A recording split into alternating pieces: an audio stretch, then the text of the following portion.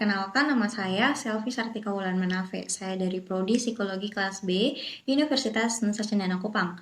Dalam video kali ini, saya akan menjelaskan terkait dengan gangguan kecemasan yang akan dinilai sebagai UTS saya pada mata kuliah Psikopatologi dan Kesehatan Mental. Oke, jadi apa itu gangguan kecemasan? Nah, sebelum kita masuk pada gangguan kecemasan, kita harus tahu dulu perbedaan kecemasan biasa sama kecemasan yang gangguan. Jadi kecemasan biasa dan kecemasan gangguan adalah dua hal yang berbeda. Seringkali orang menganggap kecemasan itu adalah gangguan, padahal berbeda. Jadi kecemasan itu apa? Kecemasan atau anxiety adalah suatu keadaan aprehensi atau keadaan khawatir yang mengeluhkan bahwa sesuatu yang buruk itu akan segera terjadi atau ancaman.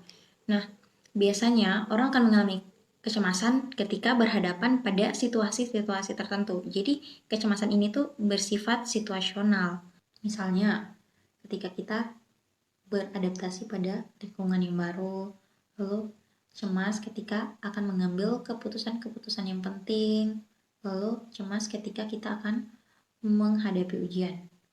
Hal tersebut merupakan hal yang normal dan wajar.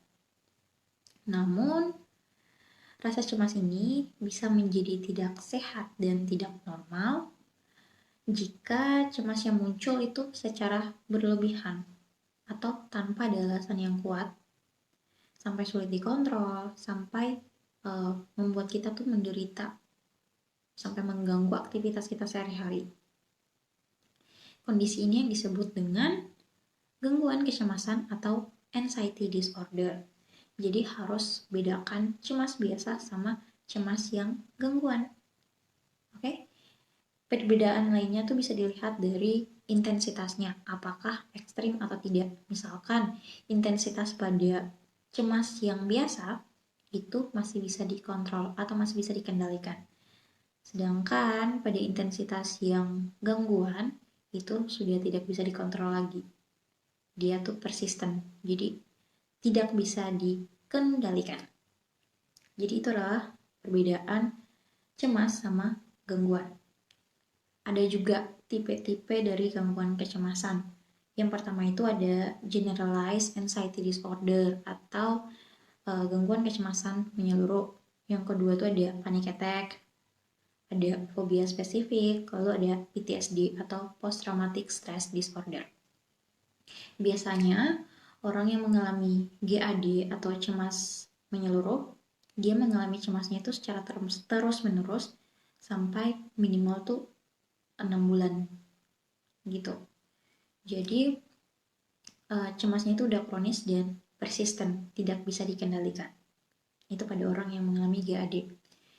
Berikut ini adalah ciri-ciri dari orang yang mengalami gangguan kecemasan. Ciri-cirinya itu bisa dilihat dari ciri fisiknya, ciri perilakunya, sama ciri kognitifnya. Ciri fisiknya itu seperti apa? Misalkan dia tuh banyak berkeringat, lalu anggota tubuhnya tuh bergetar, jantungnya tuh berdegup kencang, lalu sampai dia sulit berbicara, nafasnya tuh menjadi pendek. Biasa nafas pendek ini dialami pada orang yang mengalami panic attack. Jadi panic attack itu muncul secara tiba-tiba tanpa ada alasan yang jelas. Jadi tiba-tiba langsung nafasnya tuh jadi pendek. Kemudian selain dari ciri fisiknya, ada juga ciri perilakunya itu semacam kayak mereka tuh cenderung menghindar dari situasi atau objek tertentu gitu. Itu adalah ciri perilakunya. Lalu ciri kognitifnya itu seperti mereka tuh terlalu mengkhawatirkan segala sesuatu. Lalu terlalu waspada, mencemaskan kalau tidak bisa menyelesaikan masalah, mencemaskan kalau takut kehilangan kontrol, mencemaskan tentang hal-hal yang sepele dan membuat mereka lelah dengan cemas yang mereka buat sendiri.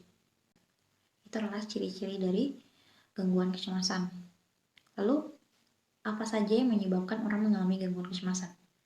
Biasanya tuh yang pertama dipicu oleh faktor genetik. Misalnya, ayah atau ibunya tuh pernah mengalami gangguan kecemasan umum. Nah, itu faktor resikonya tuh akan tinggi. Dia akan terkena juga. Lalu pada kejadian masa lalu traumatiknya. Misalnya dulu dia pernah dibully dan kekerasan fisik lainnya.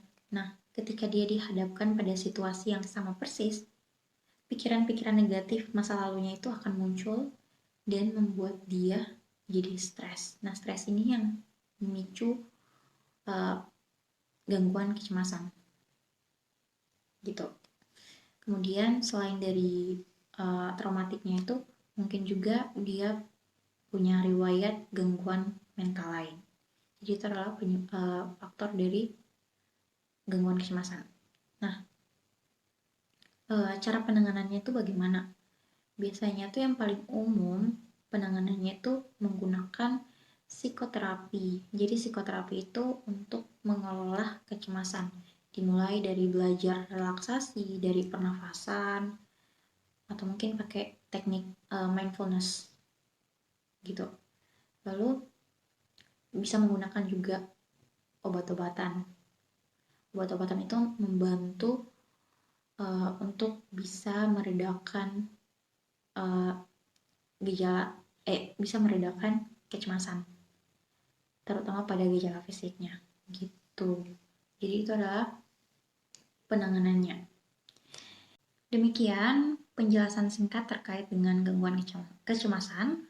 Semoga video ini bermanfaat dan saya ingatkan kembali kepada teman-teman yang mungkin menonton video ini sampai akhir dan teman-teman langsung menilai kalau misalkan teman-teman memiliki gejala yang sama seperti yang saya jelaskan sebelumnya dan langsung mendiagnosis diri sendiri. Jangan. Jadi jangan mendiagnosis diri sendiri hanya berpatokan pada postingan-postingan di Instagram yang mungkin sedang teman-teman rasakan dan sama seperti itu, dan teman-teman langsung mendiagnosis kalau misalkan teman-teman terkena gangguan. Jangan, jangan, dan jangan.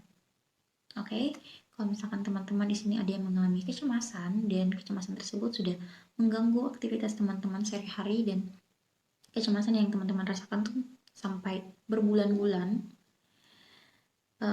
saya sarankan minta bantuan profesional.